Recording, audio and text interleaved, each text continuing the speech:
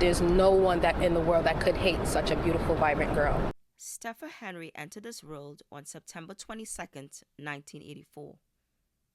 She was born in Trinidad to parents Steve and Sylvia Henry, but later migrated to the US and lived in Brooklyn, New York. She was 5'2" and weighed roughly 110 pounds. Stepha was a recent graduate of John Jay College and was preparing to enter law school because one of her major goals in life was to become a lawyer. Her friends and family describe her as a charismatic, intelligent, focused, driven fashionista. She was a bright light who illuminated every room she entered. It was Memorial Weekend 2007 when tragedy struck. Memorial Weekend in the US is usually a buzz of activity. There are usually barbecues, parties, and other activities. Stepha and her younger sister Shola had decided to spend the weekend at their aunt, who lived in Miami Gardens, Florida. The weekend was going to be a birthday celebration for Shola, who was turning 16. The girls left New York for Miami on Thursday, May 24th. On Sunday, May 27th, they attended the Best of the Best reggae concert at Bicentennial Park in downtown Miami. On May 28th, they attended a barbecue in South Beach. It has been said that it was at this barbecue that Stepha encountered Kendrick Williams.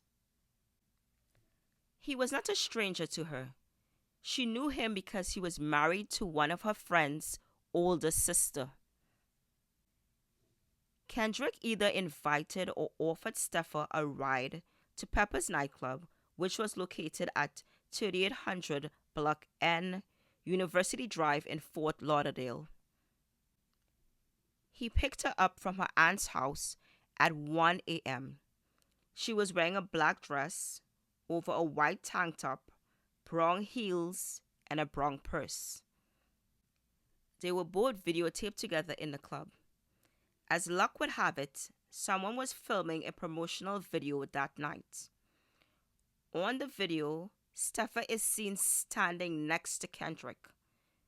This is the last time she was ever seen alive. At 4:13 a.m., Stepha checked her voicemail on her phone. At 8 a.m., her aunt and her sister realized that she had not come home. At 9:30 a.m., they called her mother in Brooklyn to tell her that Stepha had not come home. At 11 a.m., her aunt called the police to report her missing. As is usual when someone goes missing, the police focus their attention on the last person the missing person was seen with, and that person was Kendrick Williams. When they spoke to Williams, he stated that they had arrived together at the club, but Stepha had decided to stay with friends and he had left. When he was questioned about the car he was driving that night, he claimed it was a friend of a friend's car, but he could not give police the name of the friend. He also at some point denied ever giving her a ride to the club. The cops knew finding the car would answer some of the questions they had, so they started diligently searching for the dark-colored Acura Integra. The car was finally found in September 2007. Kendrick had sold the car shortly after Stepha disappeared, so he had lied when he told the police he had borrowed the car from a friend of a friend.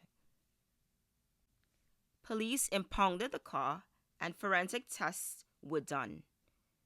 Even though the car had been cleaned, DNA evidence revealed that a large amount of Stepha's blood was found on the front passenger seat and seat belt. And to her loved one's horror, the amount of blood seemed to indicate a homicide had taken place. From the bloodstains, investigators determined she was most likely hurt in the head, neck, or upper body. A warrant was issued for Williams' arrest, but he went on the run before he could be apprehended. 8 months later, in January 2008, Williams was found sleeping in a car at Canarsie Pier in Brooklyn, New York. He was arrested and ultimately charged with the second-degree murder of Stepha Henry. It has been a long journey to justice for Stepha. Williams has tried everything in his power to avoid trial. On September 27, 2024, 17 years after she disappeared, a Broward County jury found Kendrick Williams guilty of Stepha Henry's murder, even though her body has never been found. Her mother, father, and sister, Shola, were in court when the verdict was read. I could never begin to imagine the pain her loved ones, especially her parents, must feel. You bring your child into the world, you try to teach and guide them so that they can flourish as adults, only for an evil person to snatch their life away. Stepha never got the chance to fulfill her dreams.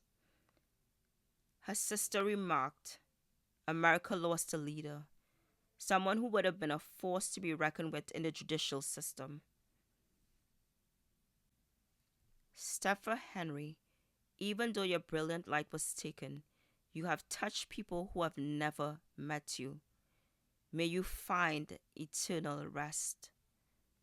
Till this day, we won't know what happened to her, but at least we know who did it is behind bars.